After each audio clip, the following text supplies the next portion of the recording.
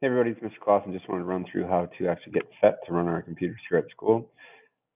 So first thing you're going to do is you're going to find the link to wherever PhET simulation you want.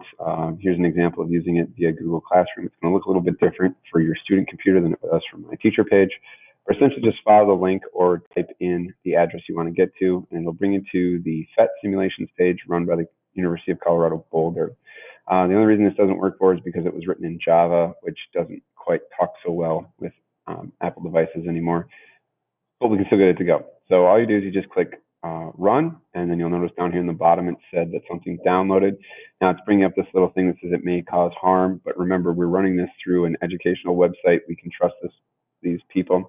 So go ahead and hit keep, and then I'm using Chrome, so it shows up down here. If you use Safari, it's going to be somewhere different.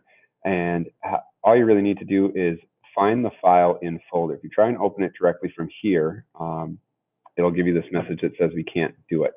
Okay, so to get it to work, we're going to say show in Finder, or if you know where your downloads are, you can go ahead and do it a different way as well. Like you can open a new Finder window this way. Maybe you have your downloads somewhere else, but find your downloads file, and you're going to be able to see that that's the file that I did. So then what we want to do is you're just going to right click. All right, you're going to click open. If you don't remember how to right click, the default on your trackpad is just push with 2 fingers, or you can hit the control key. And then click. So if I hit control and then click, it brings up the same option. And all you do is you select is open.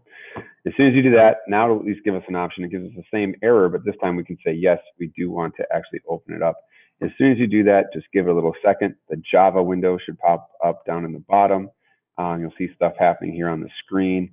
And what we're able to see then is that Java is starting to load. So we'll just give it a second. There it goes. If you get another screen, say, yes, this is fine. And the simulation should be running. All right, so that's how you go ahead and open a PhET simulation on our computers at school. Talk to you later.